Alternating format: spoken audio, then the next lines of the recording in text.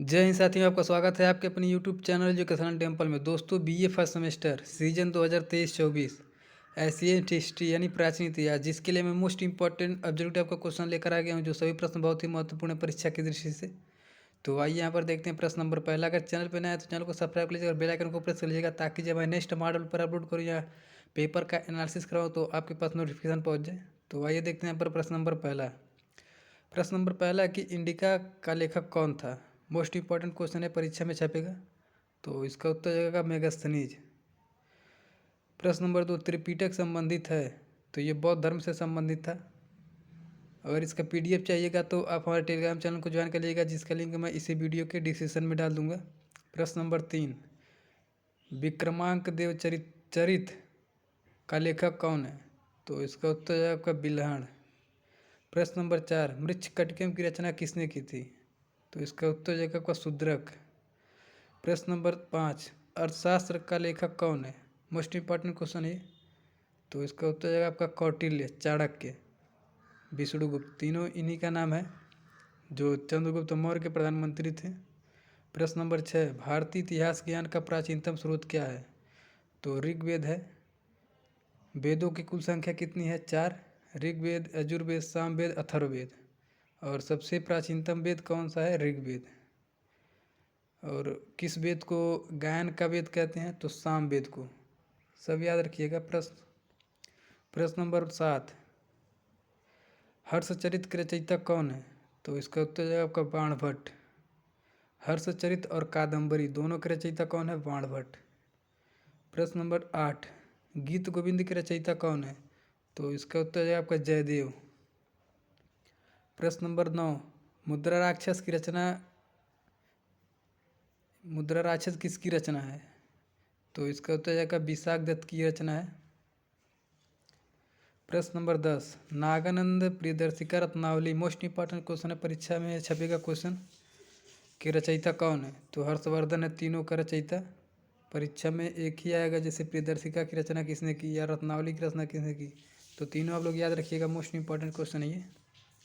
प्रश्न नंबर 11, इतिहास का पिता किसे कहा जाता है। तो इसका उत्तर हो जाएगा आपका हेरोडोटस को कहते हैं। प्रश्न नंबर 12 है, गाथा सप्तशती का लेखक कौन था। तो इसका उत्तर जाएगा आपका हाल। प्रश्न नंबर 13, रात तरंगड़ी के लेखक कौन था। तो इसका उत्तर जाएगा आपका बिल्हण, यानी सॉरी यहाँ पर कल्हड़ है। प्रश्न नंबर 14, रामायण का लेखक कौन था। तो इसका उत्तर जाएगा वाल्मीकि। प्रश्न नंबर 15, जैन धर्म के प्रथम तीर्थंकर कौन थे। तो इसका उत्तर जाएगा ऋषभनाथ। और जैन धर्म के अंतिम और 24वें नंबर के कौन थे, तो महावीर स्वामी थे। दोनों याद रखिएगा, दोनों क्वेश्चन इंपॉर्टेंट है। प्रश्न नंबर 16, जैन धर्म के अंतिम और 24वें नंबर के तीर्थंकर कौन थे। तो इसका उत्तर जाएगा आपका महावीर स्वामी थे। क्वेश्चन ऊपर मैंने बता दिया। प्रश्न नंबर 17, बुद्ध चरित्र के लेखक कौन थे। तो इसका उत्तर जाएगा आपका अश्वघोष। प्रश्न नंबर 18, महावीर द्वारा जोड़ा गया व्रत था। तो इसका उत्तर जाएगा ब्रह्मचर्य, जो महावीर द्वारा जोड़ा गया था, 5वां था ये। प्रश्न नंबर 19, जातक कथा संबंधित है। तो इसका उत्तर जाएगा बौद्ध धर्म से। प्रश्न नंबर 20, नेचुरल हिस्ट्री के लेखक कौन था। तो इसका उत्तर जाएगा आपका प्लिनी। प्रश्न नंबर 21, अभिनव भारत नामक संगठन की स्थापना किसने की थी। तो इसका उत्तर जाएगा बीडी सावरकर, विनोद दामोदर सावरकर का फुल फॉर्म है। प्रश्न नंबर 22, फ्री इंडिया सोसाइटी की स्थापना लंदन में किसने की थी। तो इसका उत्तर जाएगा बीडी सावरकर ने की थी। प्रश्न नंबर 23, कल्हड़ की नागरिकता किस वंश से संबंधित है। तो इसका उत्तर जाएगा लोहार वंश से संबंधित है। प्रश्न नंबर 24 देखते हैं, राजतरंगिणी किस भाषा का ग्रंथ है। तो इसका उत्तर जाएगा संस्कृत भाषा का ग्रंथ है ये। प्रश्न नंबर 25, राजतरंगिणी का शाब्दिक अर्थ है। तो राजाओं का नदी कहते हैं इसे। प्रश्न नंबर 26, मृतकों का टीला किसे कहा गया है। तो ये मोहनजोदड़ो को कहा गया है। प्रश्न नंबर 27, सिंधु घाटी की सभ्यता के लोग किसकी पूजा करते थे। तो ये पशुपति के पूजा करते थे, पशुपतिनाथ के। प्रश्न नंबर 28 देखते हैं, मोहनजोदड़ो का उत्खनन कार्य कब हुआ। तो इसका उत्तर होगा 1922 में दयाराम साहनी द्वारा किया गया था।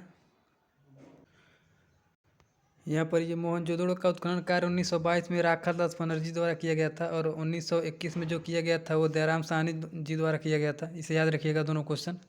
प्रश्न नंबर 29, ऋग्वेद में सूक्ति तथा मंडल हैं। तो ऋग्वेद में कुल 228 सूक्ति हैं और 10 मंडल हैं। प्रश्न नंबर 30, आग की खोज किस काल में हुई थी? तो इसका उत्तर होगा पूरा पाषाण काल में हुई थी। प्रश्न नंबर 31, पहिए का आविष्कार हुआ था? तो इसका उत्तर होगा नव पाषाण काल में हुआ था। प्रश्न नंबर 32, हड़प्पा स्थल की खोज किसने की थी? तो इसका उत्तर होगा आपका दयाराम साहनी ने की थी। प्रश्न नंबर 33, हड़प्पा सिंधु घाटी सभ्यता में पवित्र पशु कौन था? तो इसका उत्तर होगा कुबड़ वाला बैल तथा श्रृंगयुक्त पशु। प्रश्न नंबर 34, वेदों पुराणों तथा वेदांगों की संख्या है? तो चारों याद रखिए, ये तीनों याद रखिएगा। वेदों की संख्या कुल 4, पुराणों की संख्या 18 और वेदांगों की संख्या 6। प्रश्न नंबर 35, गायत्री मंत्र सर्वप्रथम किस ग्रंथ में मिलता है? तो इसका उत्तर होगा ऋग्वेद में, जिसकी रचना किसने की थी?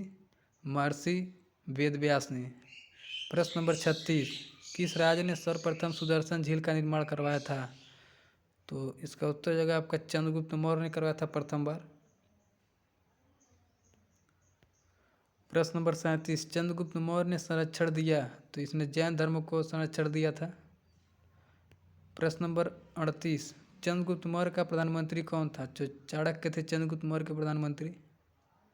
प्रश्न नंबर 39, चंद्रगुप्त मौर्य की मृत्यु हुई थी? तो इसका उत्तर रहेगा आपका श्रवणबेलगोला कर्नाटक में पड़ता है जो, वहाँ पर हुआ था। प्रश्न नंबर 40, अशोक की लिपि को सर्वप्रथम किसने पढ़ा? तो इसका उत्तर रहेगा जेम्स प्रिसेप ने पढ़ा था। प्रश्न नंबर 41, अमित्रघात किस राजा को कहा गया है? तो बिंदुसार को कहा गया था। प्रश्न नंबर 42, चंद्रगुप्त मौर्य ने कब सेलुकस को पराजित किया था? तो इसका उत्तर होगा 305 ईस्वी में किया था, ईसा पूर्व में। प्रश्न नंबर 43, तृतीय बौद्ध संधि की अध्यक्षता किसने की थी? तो इसका उत्तर होगा मोगली पुत्र तिस ने की थी। और तृतीय बौद्ध संधि किसके शासनकाल में हुई थी? तो ये अशोक के शासनकाल में हुई थी। कुल बौद्ध संहिताएं 4 हुई थी, चारों आप लोग देख लीजिएगा। यहाँ पर तृतीय बौद्ध संगीति किसके समकालीन हुई थी? अशोक के समकालीन हुई थी नीचे। प्रश्न नंबर 45, चंद्रगुप्त मौर्य के साथ किस जैन साधु का नाम जुड़ा है? तो इसका उत्तर जाएगा आपका भद्रबाहु के नाम यानी नाम के साथ जुड़ा है। प्रश्न नंबर 46, सांची का इस स्तूप का निर्माण किसने करवाया था? तो इसका उत्तर जाएगा अशोक ने करवाया था।